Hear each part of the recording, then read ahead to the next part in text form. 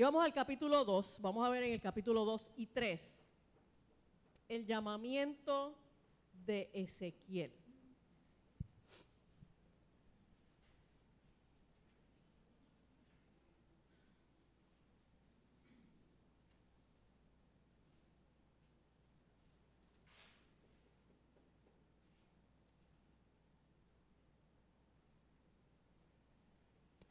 Vamos a ver primeramente quién era Ezequiel. Probablemente algunos de ustedes no han leído el profeta Ezequiel.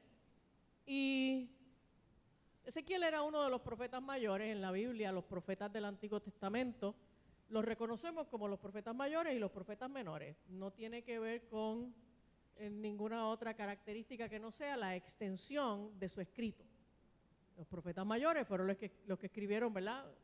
Más extenso, y los profetas menores son los que escribieron más cortito. Y Ezequiel era hijo de un sacerdote, probablemente estuvo criado en el entorno del templo, ¿no? Así que de seguro Ezequiel desde pequeño tenía un conocimiento acerca de Dios y acerca de los rituales que la mayoría de los niños no tenía. Lo que nosotros hacemos a diario, nuestros niños lo están recibiendo todo el tiempo. Todo el tiempo, ¿ok? Y a usted le podrá parecer extremo, pero Ian y yo ya tenemos conversaciones de la agenda globalista, de la ideología de género. El otro día le estaba explicando qué cosas son los grupos antifa, pero es porque él me pregunta, ¿ok? Pero es que se la pasa conmigo para arriba y para abajo, donde quiera que yo voy a... Y es porque él quiere, ¿ok? Por ejemplo, este fin de semana, pues yo tenía que tener un in-store en Humacao, en una librería en Humacao, y él le dijo a su mamá que él se iba conmigo, él se fue conmigo desde el viernes, y entonces, pues, mientras yo estoy hablando, allí está él sentado, escuchándolo todo. El sábado de la semana anterior estuve dando un taller en una iglesia ¿dónde yo estaba? Ya ni me acuerdo. En una iglesia, en algún lugar. En Juanadía, estábamos en Juanadía. Y lo mismo, él se va conmigo. Y entonces yo puedo hablar 2 horas, 2 horas y media, y ahí está él, escuchando eso. Y a usted le podrá parecer absolutamente anormal que un niño de 10 años pueda hablarle algunos conceptos básicos de la agenda globalista y sepa que es un grupo antifa. ¿Ok? Pero tiene que ver con quién él anda. ¿Ok? Y pues si yo fuera chef, pues probablemente él ya sabría cocinar. Sí, es eso, ¿ok? Y si yo fuera sastre, pues de seguro ya él sabría coser. Pero pues yo hago lo que hago y pues eso es lo que le pongo de frente. Así que Ezequiel, siendo hijo de un sacerdote, de seguro tenía un conocimiento que superaba a las demás personas de su edad con respecto a lo que tiene que ver con el templo, con los rituales, con los sacrificios y con Dios mismo, con la persona de Dios. ¿Okay? Y el sacerdocio en el Antiguo Testamento se heredaba. Por lo tanto, además había una expectativa de que Ezequiel en algún momento entrara en el sacerdocio. Distinto a las expectativas que yo tengo con Ian, que yo pretendo que él haga lo que él entienda que quiere hacer con su vida, ¿no? En términos profesionales. Quiero que sirva a Dios, pero quiero que en términos profesionales que haga lo que quiera. No necesariamente él tiene que ser un conferenciante o ser un pastor o ser un psicólogo. ¿Okay? Y Ezequiel fue llevado al cautiverio en la ocupación de Babilonia en el 597, cuando era muy joven, era un muchachito, ¿ok? Y, ay, espérate que le di para el lado que no era. Y probablemente Ezequiel nunca salió del exilio, o sea, no salió vivo, murió en el exilio. Y a los 30 años, él tuvo visiones a través de las cuales recibió este llamado de Dios, que vamos entonces a ver hoy. Y a pesar de que él, desde joven, había estado siendo preparado para el sacerdocio, porque ese era el oficio de una persona que era hijo de un sacerdote, pues ya estaba destinado que él iba a ser sacerdote, pues como termina en el exilio, pues ya no va a ser sacerdote, pero terminó siendo profeta. Terminó en el oficio de profeta, porque en Israel el ser profeta se reconocía como un oficio, como un oficio espiritual. Y el nombre de Ezequiel significa Dios fortalece. A mí me resulta bien interesante que en el mundo espiritual los nombres tienen significados. ¿Okay? Y cuando usamos nombres, los que sean, en el mundo espiritual, los nombres tienen significados.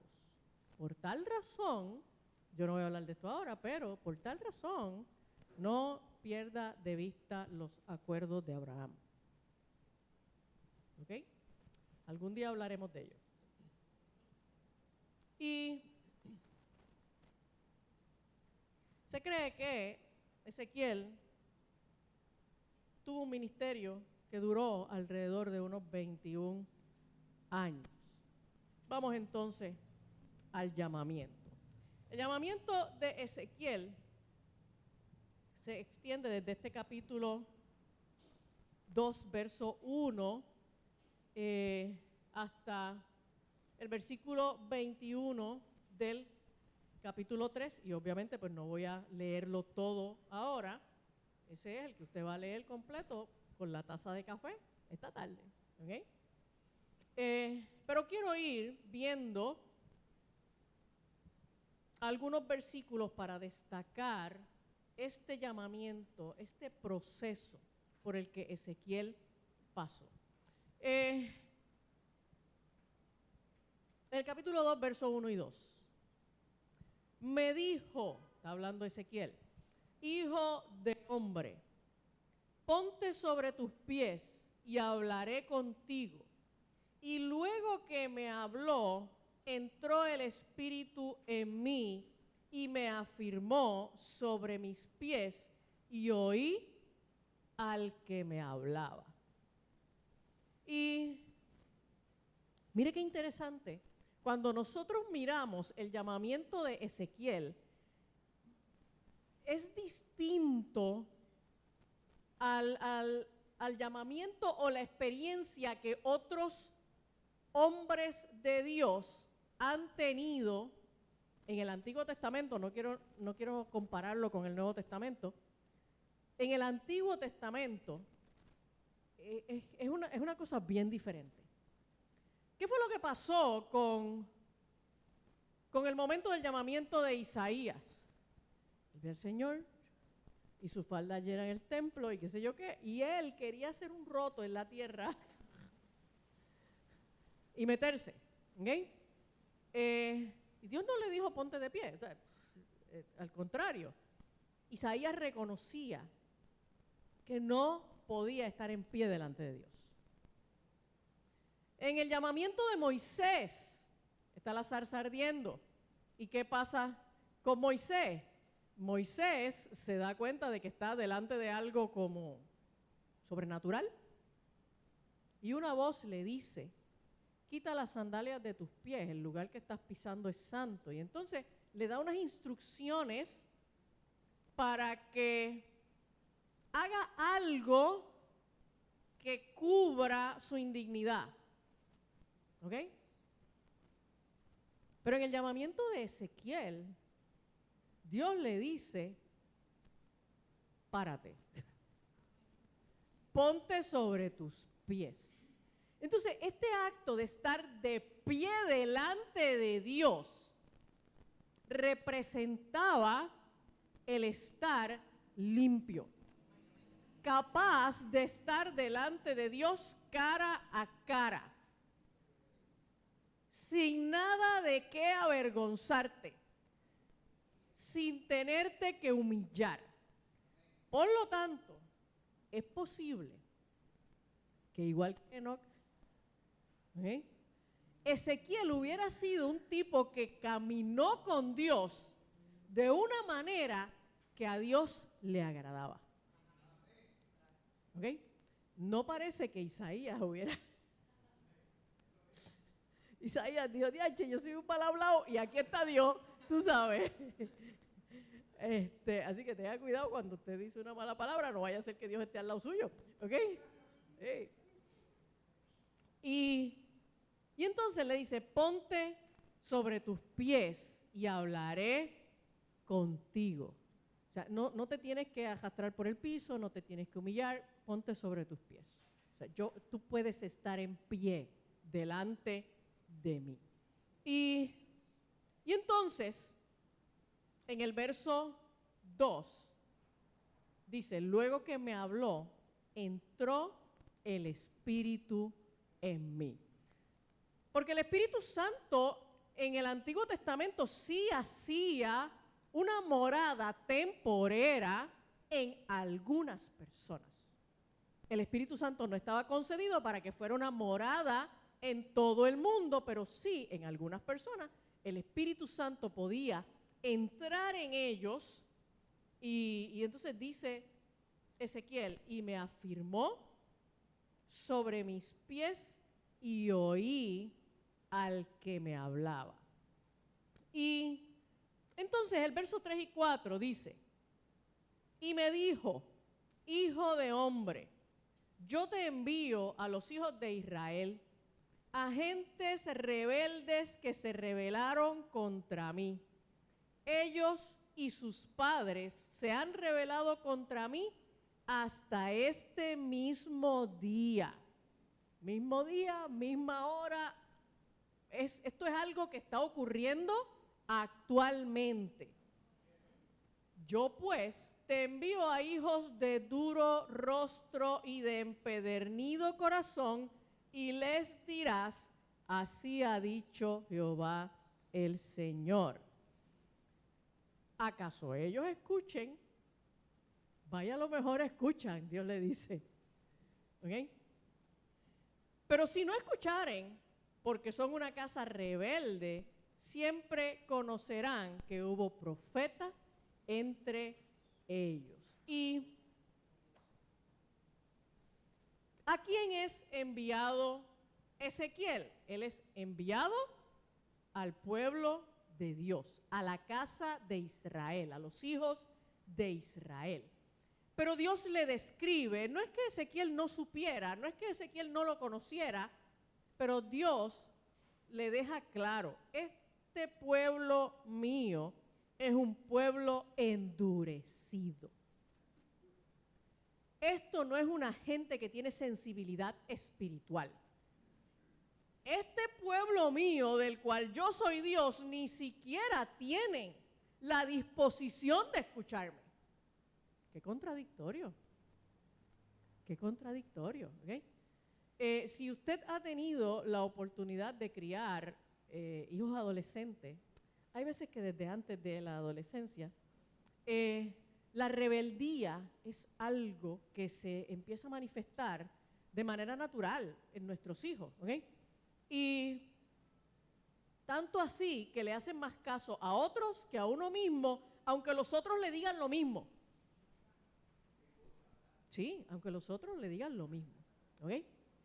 Cuando Nani estaba adolescente, porque todo lo que yo le decía era, ay mami, tú siempre. Entonces yo decía, ok, pues si yo no soy efectiva, o sea, para mí lo más importante es encontrar algo que funcione. Si funciona, pues vamos a hacerlo, ¿ok? No importa lo que haya que explorar, digo, después que no sea pecado, ¿verdad? Entonces, había en esta iglesia una hermana, que era una mujer madura, más o menos de mi edad, yo creo que hasta mayor que yo, y ella era divorciada, ella vivía sola, y mi hija logró alguna conexión con ella. No me pregunten por qué, pero pues se saludaban y hablaban y qué sé yo. El asunto es que un día, cuando yo me di cuenta de la química que mi hija tenía con ella, un día la llamé a esta hermana y le dije, ven acá, hazme un favor, janguea con Nani, ¿ok? Y le dije, ¿tú sabes por qué? Porque tú le vas a decir lo mismo que yo le digo, pero a mí no me lo va a escuchar, ¿ok? Y entonces ella hizo eso y en un par de ocasiones se la llevó para la casa así como que de fin de semana, pues de pronto pues se dieron el evangelismo de las fiestas de la calle San Sebastián, ella se la llevó, se la llevó para las tiendas y empezó a tener esa dinámica con ella. Y eso permitió que ella fuera poniendo delante de mi hija unos temas que eran los mismos que yo le hablaba. Pero nosotros, los seres humanos, tenemos una actitud de rebeldía natural hacia nuestros padres. Esa rebeldía natural hacia nuestros padres es el drive, el impulso de independencia. Más vale que lo tengamos. Porque si no lo tenemos, vamos a vivir toda la vida en casa de nuestros padres y vamos a hacer todo el tiempo lo que ellos digan, ¿ok? Porque no vamos a desarrollar independencia, no vamos a desarrollar criterio propio, ¿ok? Pero ese impulso de independencia que es natural en la adolescencia luce, se manifiesta como rebeldía natural. Y todos los que hemos criado adolescentes en algún momento decimos, no, porque este muchacho está rebelde. Ajá. Pues, bienvenido al club. Nosotros fuimos rebeldes cuando éramos adolescentes, nuestros hijos también y nuestros nietos lo serán. Sí. Sí, por eso es que Nani me manda ahí, me dice, mira, a ver, brega con ese muchacho. Pues dale, échamelo para acá, ¿ok? Y entonces Dios está claro que está mandando un profeta a hablarle a una gente que probablemente no lo van a escuchar, que muy seguramente no lo van a escuchar. Y entonces tú dices, pues si tú sabes que no te van a escuchar, pues ¿cuál es el propósito? ¿Para qué lo manda? Que baje fuego del cielo, ¿ok? Y acaba esto ya. Pero Dios tenía un propósito en caso de que no escucharan. ¿Cuál era el propósito? ¿Acaso ellos escuchen? Tal vez, a lo mejor haya uno que otro. Pero si no escucharen, porque son una casa rebelde, siempre conocerán que hubo profeta entre ellos. No van a poder echarle la culpa a Dios. Dios, pero es que tú no nos dijiste. Pero si nos hubieran mandado un profeta, pues no. Entonces no van a poder decir, nadie me dijo. Nadie me dijo, ¿ok? Y el miércoles estábamos tratando de definir si Pilato era culpable o era inocente, ¿ok? Pues no, él sabía. Él sabía que Jesús era justo y hasta su doña tuvo un sueño y le dijo, mira, no bregues con esto, salte de ahí. Él sabía, ¿ok? Y en el verso 6 y 7 dice, y tú, hijo de hombre, no les temas. Porque el problema del que anuncia la verdad, la palabra de verdad, delante de gente endurecida contra Dios, es que esa gente endurecida contra Dios, ¿qué van a hacer? Te van a atacar. Te van a atacar.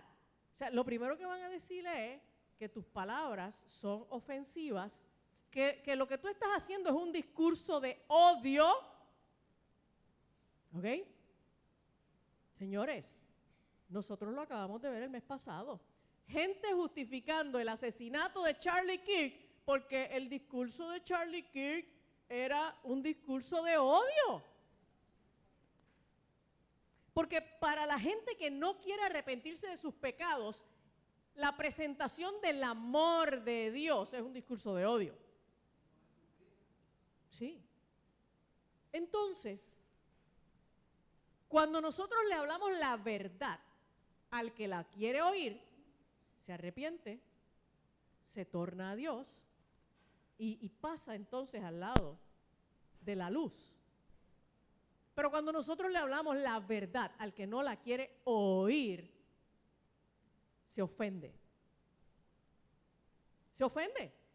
Y entonces nos culpa a nosotros de su ofensa. No, es que lo que tú dices me ofende. Es que tú haces que yo me ofenda. ¿Ok? Tú haces que yo me ofenda. Mire, las emociones son una experiencia subjetiva, personal, que no está al control de nadie, está solamente al control suyo. ¿Okay? Yo le digo en terapia mucho a la gente, especialmente a los que están trabajando en manejo de coraje, porque la gente que trabaja en manejo de coraje, el coraje de ellos siempre es culpa de otro. Entonces, es que tú haces que yo me enfogone. Entonces, ¿sabes qué? Hace muchos años, cuando yo estaba recién convertida, pero muchos hace 40 y pico de años, yo leí un libro que yo lo recomiendo todavía a la gente, y usted todavía lo consigue en Amazon y vale 10 pesos. Y el libro se titula Usted se enoja porque quiere. Oh, tomen nota, apunten. Un buen regalo para Navidad para alguien, ¿ok? Usted se enoja porque quiere. Cuando yo me enfrento a algo que tú haces lo que hagas y yo siento lo que sienta. Ya, mis emociones son mías. Tú no haces que yo sienta. Tú haces lo que tú haces y yo siento lo que yo sienta. ¿Okay? Por lo tanto, si yo digo algo y tú te ofendes, yo no hago que tú te ofendas. Yo dije algo y tú te ofendes. Yo no tengo la culpa de que tú te ofendas. ¿Ok? Yo no tengo la culpa de que tú te ofendas. Y peor aún, si te estás ofendiendo porque te estoy diciendo la verdad de Dios y el mensaje que Dios me mandó a decirte, oféndete con Dios, a ver si te va bien. Exacto. A ver si sobrevives. ¿Ok? Y entonces, sigo ahí en el verso 6 y 7. Tú, hijo de hombre, no les temas, ni tengas miedo de sus palabras, porque las palabras que te van a tirar son bien lindas, ¿ok? Aunque te hallas entre zarzas y espinos, y moras con escorpiones. ¿Se acuerdan que había un ex gobernador de Puerto Rico que le llamaban el alacrán? Era casi un escorpión.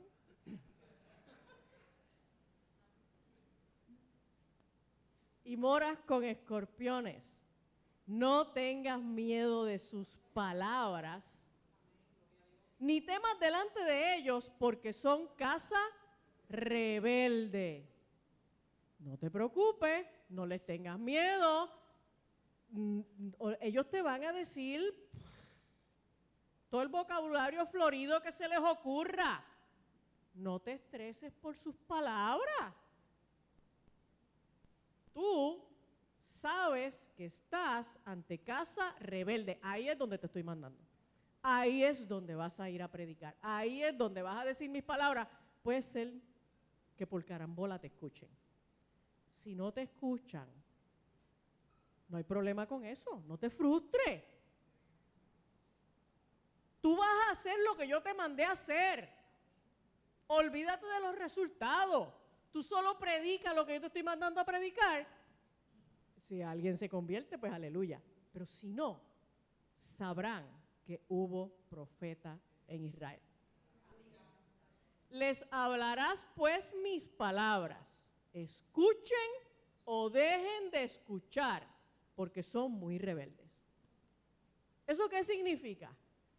Tú te paras, tú predicas y de pronto tú te das cuenta de que la gente está mirando el celular, están hablando unos con otros, se están limando las uñas, yo qué sé. Y entonces de pronto tú dices, mira, pues ¿sabes qué? Pues no predico nada, pues me voy porque ustedes no me están atendiendo. No. No.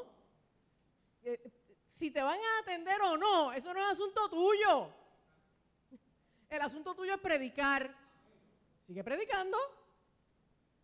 Oye, porque tú no sabes si acaso alguien resulta que escucha. ¿Ok? Y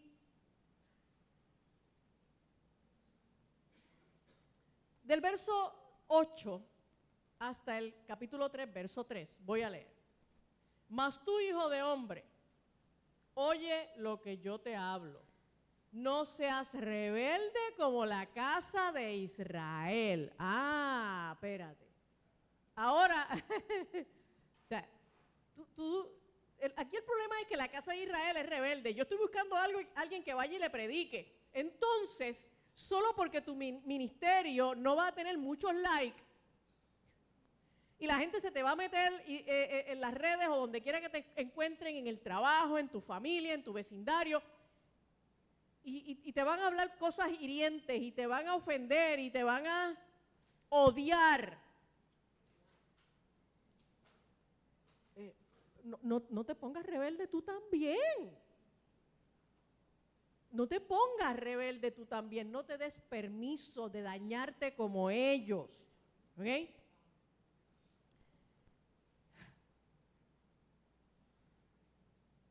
No seas rebelde como la casa rebelde. Abre tu boca y come lo que yo te doy. Entonces aquí viene el mandato de comerse la palabra. ¿Ok? Y miré, y he aquí una mano extendida hacia mí, y en ella había un rollo de libro. Y lo extendió delante de mí, y estaba escrito por delante y por detrás. Y había escritas en él endechas y lamentaciones y ayes.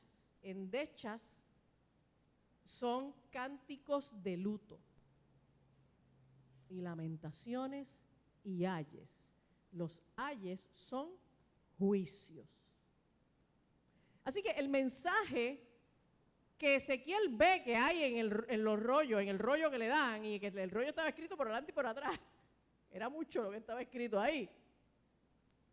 Lo que había en el rollo no eran buenas noticias para la casa de Israel. No era un mensaje para endulzarle el oído a los israelitas. Era un mensaje de juicio. Era un mensaje de corrección. Era un mensaje para señalar el pecado. Y sigo leyendo. Me dijo, hijo de hombre, come lo que hayas. O sea, esto que encuentras aquí, cómetelo. Come este rollo y ve y habla a la casa de Israel. Y abrí mi boca y me hizo comer aquel rollo. Mire qué interesante. Él no dice, y abrí mi boca y comí. Me lo hizo comer. Me lo hizo comer, ¿ok? A todos nosotros en algún momento nos pasó. Nuestra mamá nos sirvió brócoli. Y te lo hizo comer. ¿Ok? Y entonces, pues, te lo tuviste que comer. ¿Ok? Y me dijo, hijo de hombre, alimenta tu vientre y llena tus entrañas de este rollo que yo te doy. Y lo comí y fue a mi boca dulce como miel. Dice, oye, mano, no sabía malo. De verdad. No sabía malo. Exacto, pero vamos con calma. No sabe malo nada, fíjate. Y lo primero que tiene que hacer una persona que quiere cumplir el mandato de Dios de predicar su palabra es comerse la palabra. Y nosotros vivimos en un mundo en donde esta cosa de pararse al frente y tener exposición y estar en las redes y tener likes, como ahora uno logra solo pararse en el púlpito de una iglesia en donde hay un grupo de personas, las que sean, hay 50, hay 100, hay 200, hay las que sean, pero eso se está transmitiendo y la gente tiene la falsa expectativa de que las naciones me están escuchando. Las naciones no me están escuchando. Betty, ¿cuánta gente se conecta en el culto por YouTube aquí? En vivo.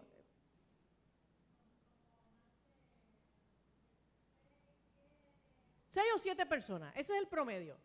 6 o 7 personas. Las iglesias se afanan con la tecnología, poniendo sus cultos por internet. Y los predicadores están aquí jurando que las naciones los están escuchando. Y lo que hay son 6 o 7 personas mirándolo.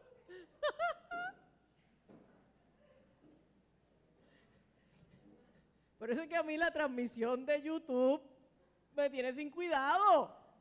De verdad, a mí la transmisión de YouTube me tiene sin cuidado, porque el que quiere acercarse a Dios se monta en el carro y llega a la iglesia.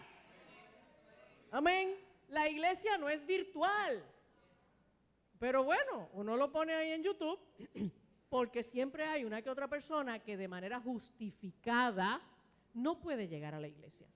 Así que para esos 6 o 7 que por alguna razón pues no pudieron llegar porque están enfermos, porque son muy viejitos, porque se les dañó el carro, la razón que sea. Oye, para ese pequeño grupo de personas está bien, vamos a tener el culto por YouTube. Pero si se va la luz y no hay internet, a mí me tienen sin cuidado si no hubo culto por YouTube.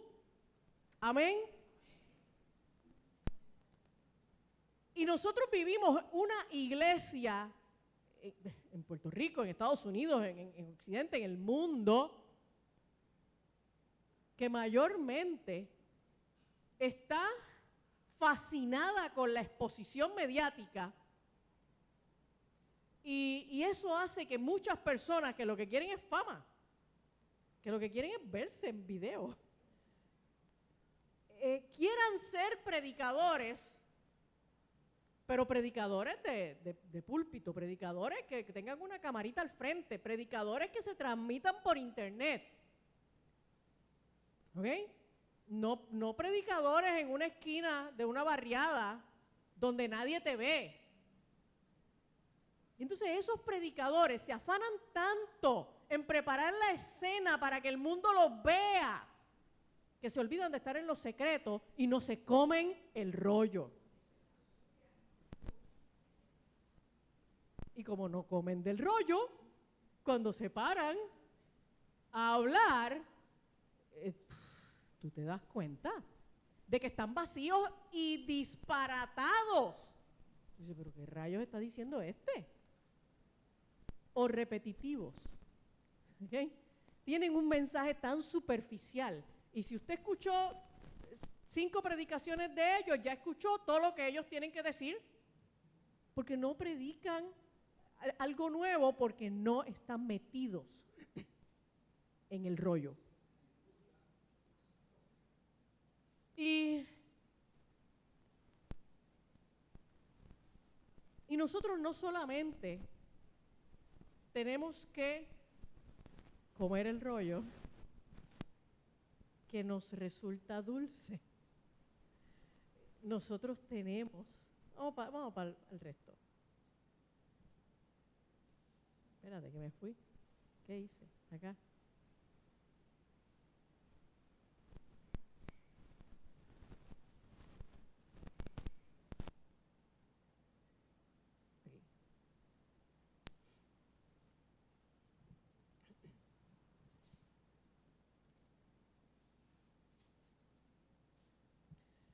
Hijo de hombre, alimenta tu vientre y llena tus entrañas de este rollo que yo te doy. Lo comí y fue en mi boca dulce como la miel. Verso 4. Luego me dijo, hijo de hombre, ve y entra a la casa de Israel y habla a ellos con mis palabras, porque no eres enviado a pueblo de habla profunda ni de lengua difícil, sino a la casa de Israel. Tú fuiste enviado a una gente que tienen el mismo idioma que tú. Tú fuiste enviado a una gente que te van a poder entender de manera simple, porque lo que tú hablas es el mismo idioma que hablan ellos. ¿Ok? No a muchos pueblos de habla profunda ni de lengua difícil, cuyas palabras no entiendas, y si a ellos te enviara, ellos te oirían. Entonces, mire qué interesante, que de hecho es un fenómeno que nosotros vivimos. Si de pronto Dios me llamara a irme a Arabia Saudita a predicarle a los musulmanes, ajá, ¿y yo cómo hago eso? Yo no conozco el idioma, yo no conozco la cultura, conozco muy poco de su religión. ¿Cómo yo voy a hacer para hablarle a esa gente? ¿Ok? La dificultad que ellos van a tener para entenderme. ¿Ok? Pero Dios lo que le está diciendo es, no, si yo lo que te estoy enviando es a que vayas a la Parada 15, a que vayas a Barrio Obrero, a que vayas allá arribita a Barbosa, te estoy diciendo que vayas a la calle Comerío. ¿Ok? Son gente que tú puedes entender y son gente que te van a entender a ti. Aquí no hay nada complicado. Aquí no hay nada complicado. Yo te estoy mandando a tu familia, te estoy mandando a tu trabajo, te estoy mandando a tu comunidad. Aquí no hay nada difícil. ¿Ok? O sea, miren qué llamado tan interesante. Complicado porque se suponía que esta gente tuviera la capacidad de entender el mensaje que el profeta le estaba dando. Porque esta gente no eran chinos. Esta era la gente que conocían, entre comillas, conocían a Dios y conocían las palabras de Dios. Así que no se suponía que hubiera una dificultad para que el profeta fuera entendido. Y voy al verso 7. Mas la casa de Israel no te querrá oír, porque no me quiero oír a mí, porque toda la casa de Israel es dura de frente y obstinada de corazón. He aquí, yo he hecho tu rostro fuerte contra los rostros de ellos y tu frente fuerte contra tus frentes. Estoy mandando a donde una gente que están tan endurecidos. ¿Y sabes qué? No los voy a ablandar. Lo que voy a hacer es que te voy a endurecer a ti. Te voy a fortalecer. Para que tú seas suficientemente cariduro, para que puedas ir a donde la gente que no te van a oír, a donde la gente que te van a atacar, a donde la gente que se van a burlar de ti, a donde la gente que te van a odiar y que te van a acusar de discurso de odio, a la gente que te van a echar la culpa de sus ofensas, a los que te van a decir, tú me ofendes. No, yo no te ofendo, tú te ofendes. Pues yo te voy a enviar ahí, y ahí es donde tú vas a hablar, y yo no lo voy a ablandar, pero te voy a fortalecer a ti. Voy a poner tu rostro duro, para que tu rostro no se cambie, no se demude, para que te resbale todo. ¿Ok? Para que te resbale. Y como diamante, más fuerte que pedernal he hecho tu frente. No los temas ni tengas miedo delante de ellos, porque son casa rebelde. ¿Ok? Y verso 10 al 13. Y me dijo, hijo de hombre, toma en tu corazón todas mis palabras que yo te hablaré y oye con tus oídos y ve y entra a los cautivos, a los hijos de tu pueblo y háblales y diles, así ha dicho Jehová el Señor, escuchen o dejen de escuchar. Y se levantó el espíritu y oí detrás de mí una voz de gran estruendo que decía, bendita sea la gloria de Jehová desde su lugar. Oí también el sonido de las alas de los seres vivientes que se juntaban la una con la otra y el sonido de las ruedas delante de ellos y sonido de gran estruendo. Y Dios le repite la encomienda. O sea, Dios, el pasaje es bien repetitivo, bien repetitivo. Dios le repite y le repite y le repite las mismas instrucciones y le muestra una visión celestial como afirmación. Ezequiel ve los ángeles y ve las alas y escucha el estruendo y con esa imagen Ezequiel se afirma sabiendo que lo que Dios le está prometiendo que va a hacer de fortalecerlo y de ayudarlo en el proceso de llevar esta palabra a este pueblo que no lo va a escuchar es la voluntad de Dios y Dios lo va a fortalecer y lo va a guardar en ese proceso. Así que él tiene el respaldo de Dios. Versos 14 y 15. Me levantó pues el espíritu y me tomó y fui en amargura, en la indignación de mi espíritu, pero la mano de Jehová era fuerte sobre mí. Y vine a los cautivos de Tel Aviv que moraban junto al río Quebar, y me senté donde ellos estaban sentados, y allí permanecí 7 días atónito entre ellos.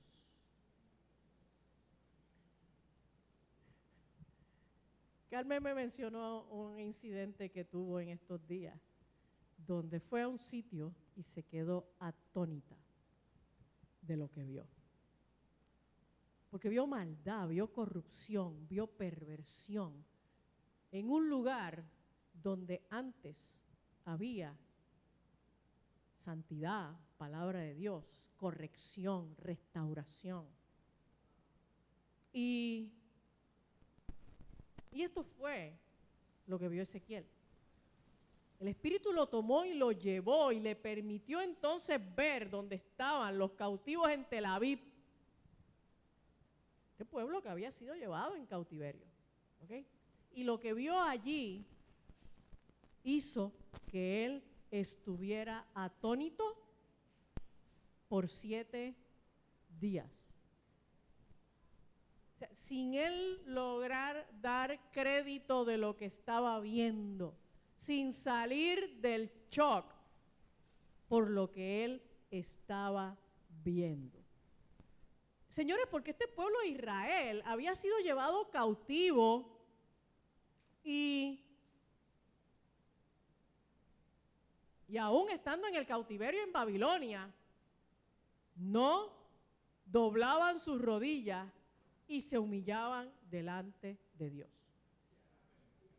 Ellos veían el fenómeno de la invasión, de la ocupación de Babilonia, como un fenómeno político, como las injusticias del mundo. ¿Okay? Señores, pero el plan de Dios, desde Génesis a Apocalipsis, siempre se ha movido en la arena política que construyen los hombres. Siempre detrás de los movimientos políticos que ocurren, nosotros podemos ver el proyecto espiritual de Dios y el proyecto espiritual de Satanás. ¿Ok?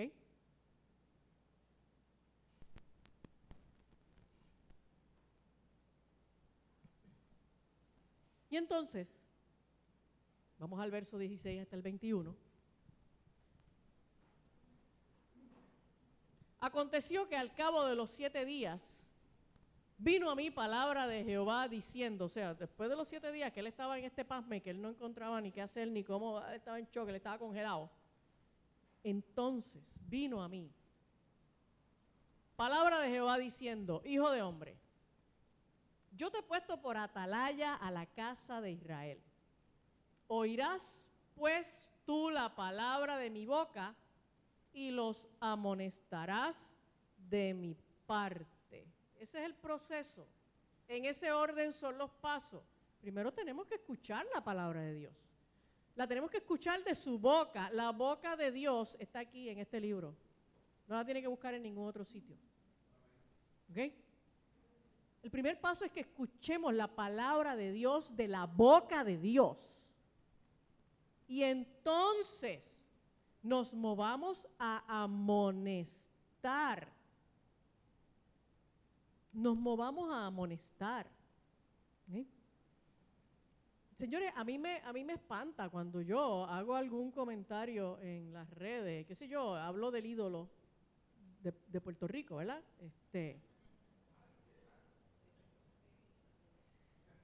Y hablo de, o sea, y señalo el pecado. La perversión, la vulgaridad, la obscenidad. Y entonces hay gente que me escriben atacándome a mí porque yo lo ataco a él. Usted la tiene cogida con él, quítele el guante de la cara, tú sabes. Y yo digo, pero explícame. Póngase a orar por él. Él es un alma de salvación. ¿Ok? Y entonces yo evito ponerme a discutir con la gente, pero las ganas que me dan es de preguntarle, ¿y usted está orando por él? ¿Y usted ora por él? ¿En serio? Sí. Señores, los cristianos en Puerto Rico no quieren que se señale el pecado. No quieren que se señale el pecado. Porque no pueden juzgar.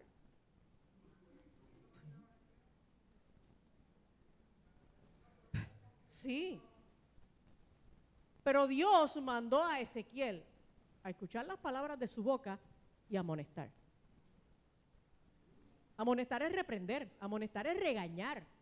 Amonestar es decirle a la gente, eso que estás haciendo está mal.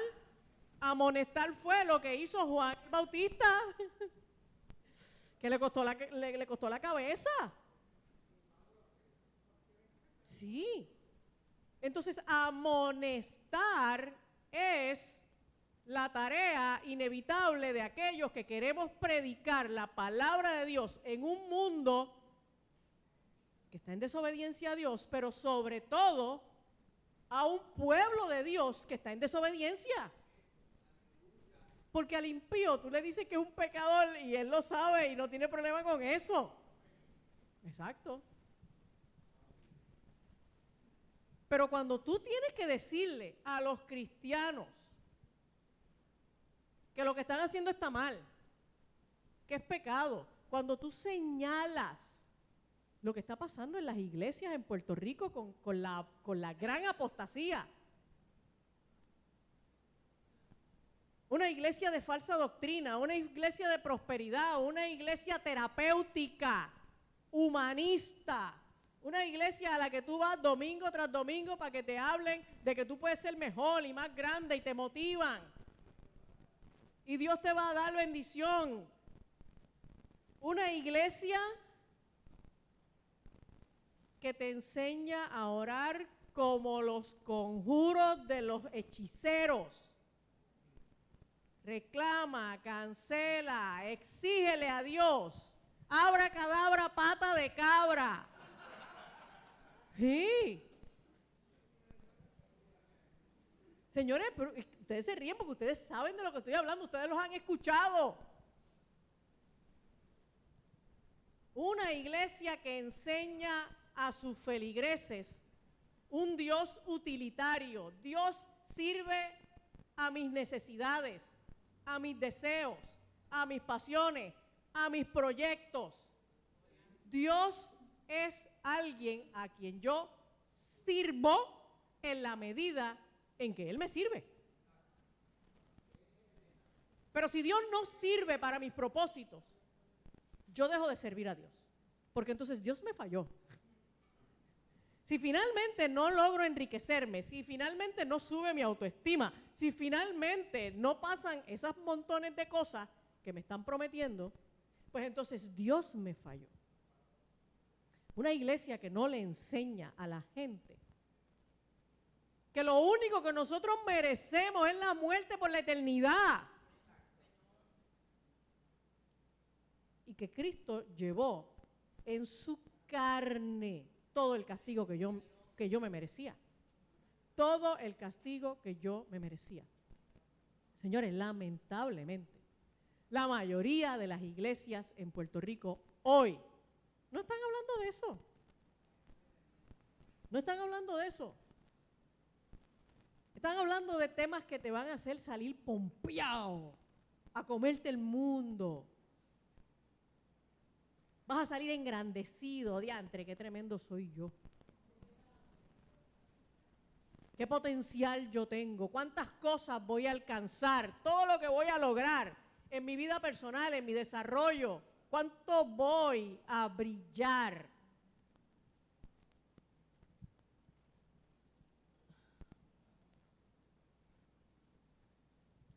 Sigue diciendo el verso 18.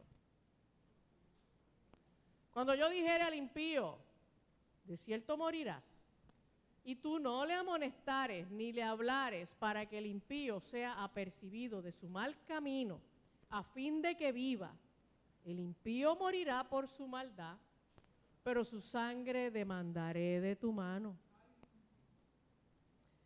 Pero si tú amonestares al impío y él no se convirtiere de su impiedad y de su mal camino, él morirá por su maldad, pero tú habrás librado tu alma.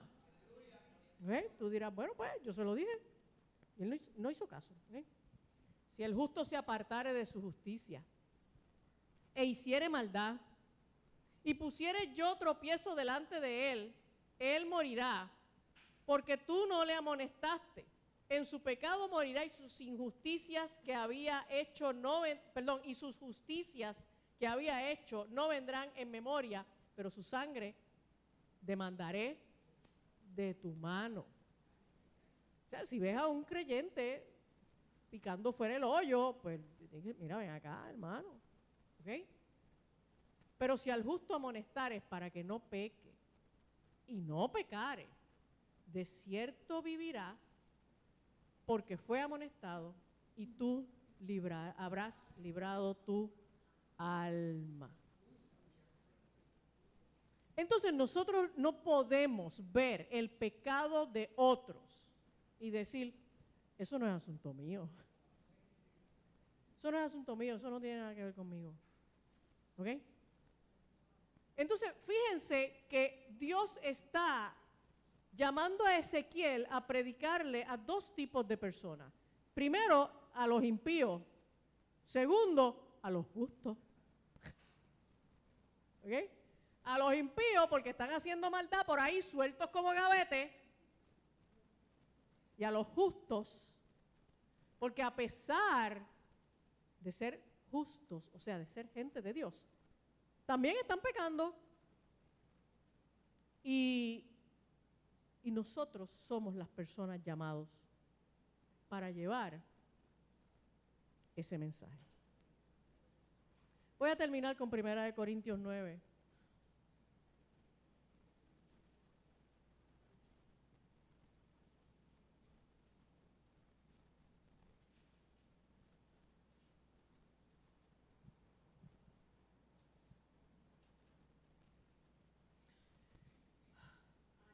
Pues si anuncio el evangelio no tengo por qué gloriarme. O sea, si te vas por ahí a predicar, no empieces a tomarte fotos y a subirlas en las redes. Y si te vas a darle comida a los deambulantes, tú sabes, no empieces por ahí a que te pongas. En verdad, o sea, en verdad, si predicas el evangelio, tú no tienes de qué gloriarte. ¿Ok? ¿Cuál es el guille? Si anuncio el evangelio, no tengo por qué gloriarme. porque me es impuesta necesidad. Y ay de mí, si no anunciare el Evangelio. ¿Por qué ay de mí? ¿Por qué ay de mí? Porque la sangre de ellos Dios la demandará de nuestra mano. Punto. Señor Jesús, te pedimos que tengas misericordia de nosotros primeramente. Que tengas compasión porque muchas veces somos negligentes, muchas veces somos lentos, tardos para hacer lo que tú nos mandas a hacer. Primeramente porque a veces ni siquiera estamos comiendo tu palabra. Y si no estamos comiendo tu palabra, ¿qué vamos a predicar? Nada, no tenemos nada que predicar. Nuestras ideas no salvan. Solo tu palabra salva. Te pedimos perdón por nuestra cobardía, te pedimos perdón por nuestra dejadez, te pedimos perdón por nuestra desobediencia. Te pedimos perdón, Señor, ten misericordia de nosotros, porque nosotros estamos llamados a ir a un mundo que está rebelde y endurecido. Y en ese mundo nosotros no vamos a ser recibidos con una alfombra roja, ni nos van a aplaudir, ni nos van a celebrar. En ese mundo nosotros vamos a ser atacados, tanto que habrá quien hasta nos mate creyendo que le hace un servicio a Dios. Pero hay de nosotros si no predicamos el Evangelio. Porque la sangre de ellos tú demandarás de nuestra mano. Sí, nosotros somos responsables. Porque a nosotros tú nos comisionaste. Nosotros tenemos una orden tuya. Somos responsables delante de ti. Señor, y te pedimos que tengas misericordia de la gente con la que nosotros interactuamos de ordinario. Aquellos que interactuamos, que podemos alcanzar físicamente, pero aún también aquellos que podemos alcanzar en nuestra sociedad virtual, porque también son gente que podemos alcanzar. Ten misericordia de ellos, Padre. Permite, Dios del cielo, que las palabras que nosotros les hablemos puedan entrar en sus oídos, puedan entrar en su mente, puedan entrar en sus corazones, para que ellos puedan ser libertados de la maldad, del pecado, de la mentira, para que ellos puedan arrepentirse y venir a ti. Señor, el mundo necesita escuchar tu palabra desesperadamente, y tú nos estás mandando a hacerlo. Permite, Dios del cielo, que no nos ocupemos de los resultados son tuyos. Permite, Señor, que tu Espíritu también nos traiga fortaleza para que, de la misma manera que hiciste con Ezequiel, que endureciste su rostro para que pudiera enfrentar los ataques de aquellos que no querían recibir la palabra, que también nosotros podamos tener esa misma fortaleza y podamos predicar tu palabra, nos escuchen o no nos escuchen. Te damos las gracias, Señor, en nombre de Jesús. Amén. Amén. ¿Quién vive? A su nombre.